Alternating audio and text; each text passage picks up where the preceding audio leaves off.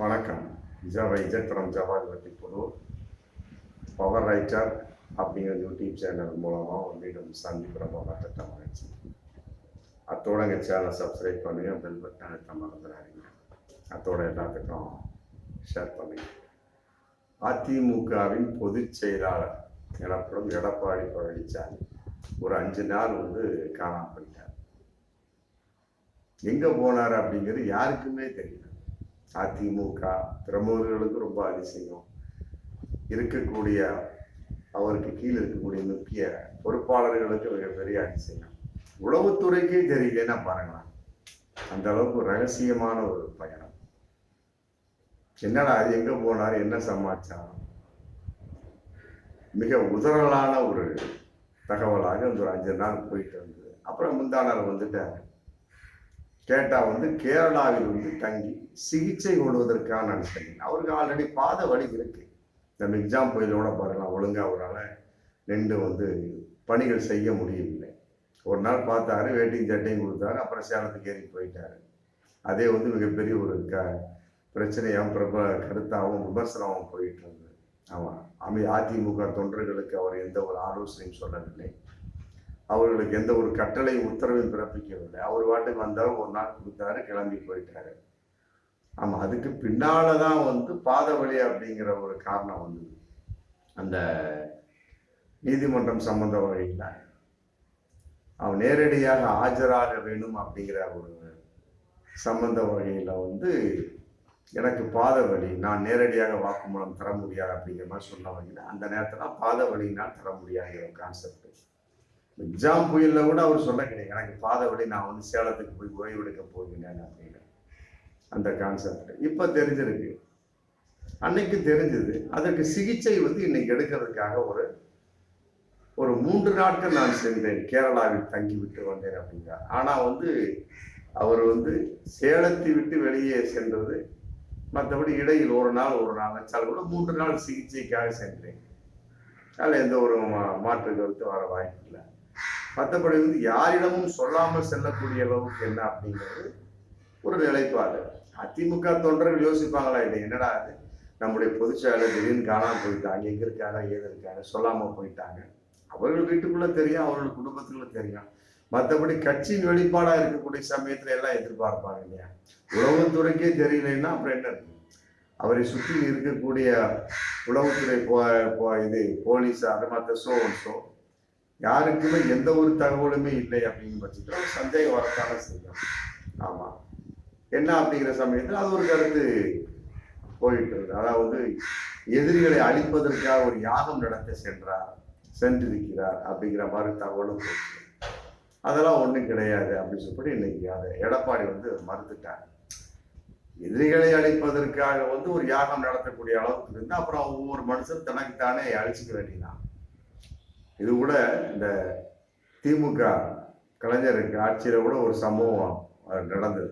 ஆமா, கருணாநிதி அழிப்பதற்காக ஜெயலலிதா அம்மையார் யாகம் நடத்தினார் அப்படிங்கிற மாதிரி ஒரு தகவல்லாம் போச்சு. அது எந்த அளவுக்கு உண்மைன்னு தெரியல.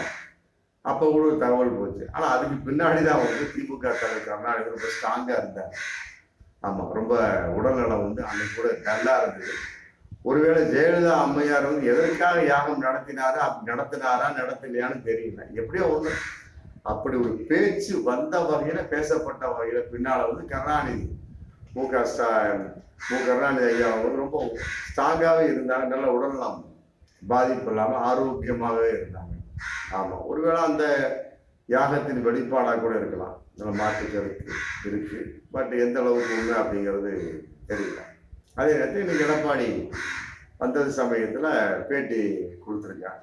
கேட்டிருக்காரு, எங்கெங்க போனீங்க அப்படின்னு. என்னங்க, நாங்க என்ன பட்டி பட்டமா நடத்தி சொல்ல முடியும், கால் வலி கேரளாவுக்கு போய் சிகிச்சை 3 நாள் பண்ணிட்டு வந்தேன் அப்படின்னு சொல்லிட்டு அப்புறம் சில கேள்விகள் கேட்பாங்களே நிருபர்கள், அது கேட்டிருக்காங்க. இந்த மாதிரி சிசிடிவி கேமரா சமீபத்தில் ஏப்ரல் 19 இழைச்சி பாருங்க, அந்த ஓட்டு போட்ட அந்த மின்னணு அந்த இதெல்லாம் வச்சிருப்பாங்க இயந்திரத்தெல்லாம் பாதுகாப்பா ஒரு அறை, ஸ்ட்ராங் ரூம் அப்படின்னு. அதெல்லாம் சிசிடிவி கேமராலாம் வச்சிருக்காங்க. பட் அப்படி எந்த ஒரு பாதுகாப்பு இல்லாம இருக்குது. ஒரு பாதுகாப்பு இருக்குது வைங்க, பாதுகாப்பு இருக்கு. மற்ற சிசிடிவி கேமரா ஒரு இது சரியில்லையா, அடிக்கடி பழுதா போகுது, சிசி அப்பப்போ ரிப்பேரா போகுது, அதுக்கு என்ன காரணம் அப்படிங்கிறப்ப அந்த பாதுகாப்பு நிலைப்பாடு இல்லை அப்படிங்கிறது அர்த்தம் வருது. என்ன காரணம் அப்படின்னு கேட்டது இவன் சொல்லிக்க எடப்பாடி இதுக்கு திமுக தான் காரணம் அப்படின்னு இருக்காரு. ஆமா, ரொம்ப உண்மையிலேயே வந்து ஜோக்கான விஷயம்தான். அதாவது தேர்தல் என்பது தேர்தல் ஆணையத்தின் கட்டுப்பாட்டில் நடக்கக்கூடிய விஷயம். அப்புறம் என்ற வரைக்கும் தேர்தல் ஆணையம் தான் பொறுப்பு. அவங்க எங்க ஸ்ட்ராங் ரூம் போட்டு வைக்கிறாங்களோ அதுதான். திமுகவோட அதுல நிலைப்பாடு ஸ்ட்ராங்கா ஒரு முடிவு எடுக்க முடியாது. இன்னும் சொல்லப்போனா பிஜேபி நிலை எடுக்க வாய்ப்பு இருக்கு.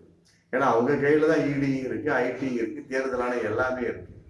அப்படி இருக்கக்கூடிய சமயத்தை அவருடைய சௌகரியத்துக்கு கூட வைக்க வாய்ப்பு இருக்கக்கூடிய திமுகவுடைய விருப்பத்துக்கு வைக்கிறதுக்கு அதுல வாய்ப்பே இல்லை. எடப்பாடி ஐயா சொன்னதை போல திமுக தான் காரணம். அப்படியே சிசிடிவி கேமரா ரிப்பேரா போனதுக்கு எப்படி திமுக காரணமாக முடியும்? உண்மையில யோசிக்காமல் சொல்லிவிட்டாரா அப்படிங்கிறது தெரியல. அதே இன்னொரு கேள்வியும் கேட்டிருக்காங்க.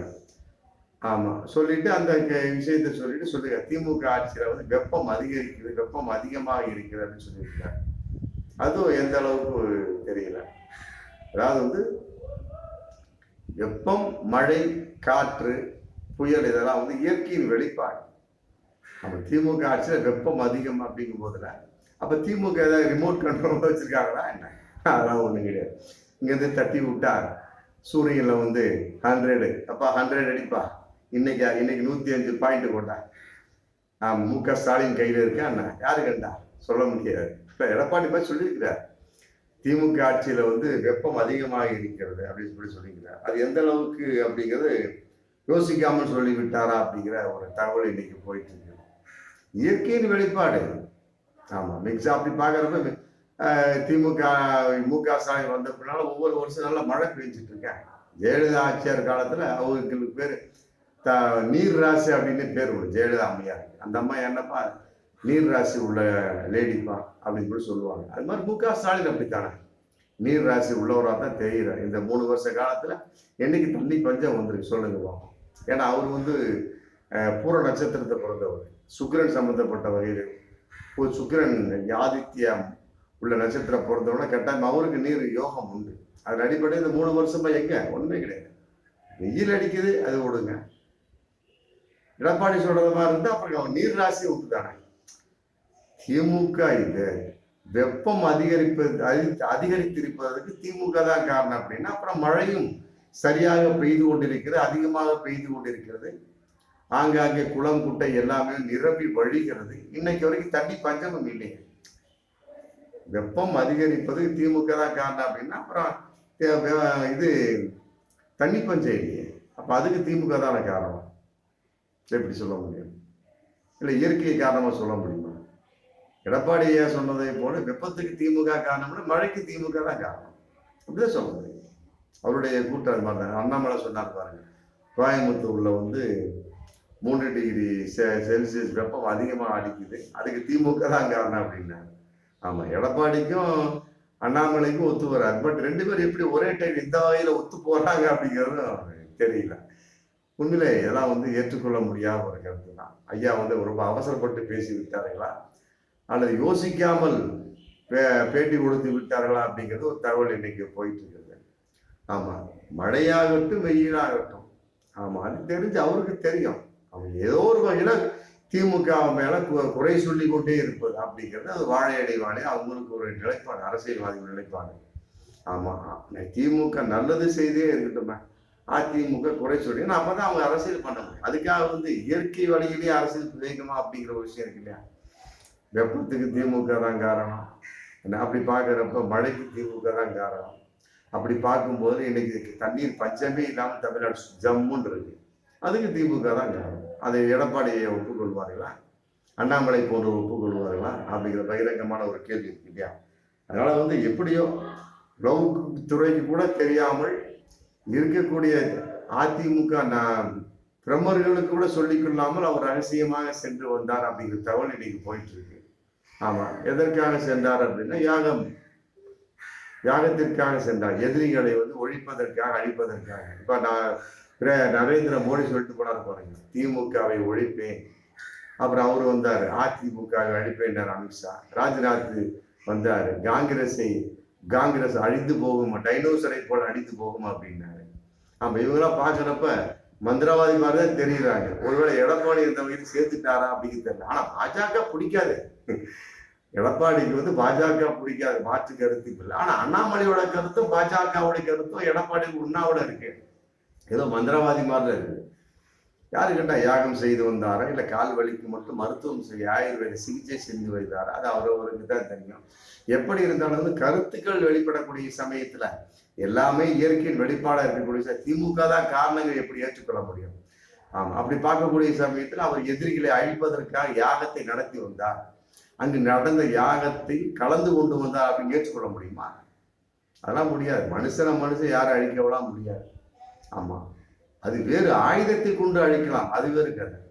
கருத்துக்களாலும் செய்வினை யாகம் மற்றபடி சோன்ஸ் இப்படிப்பட்ட ஒரு பிளாக் மேஜிக்காலாம் வந்து மனுஷன் அழிச்சிடலாம் முடியாது. அப்படிலாம் அழிக்கக்கூடிய ஒரு விஷயம் இருந்திருந்தா கருணாநிதியில என்னைக்கு அழிக்கப்பட்டிருப்பார். ஏன் அப்புறம் அழிக்கப்படக்கூடிய சமயத்துல ஜெயலலிதா அம்மையார் அழிக்க மாட்டாங்களா? இவரு போயிருக்காரு எடப்பாடி.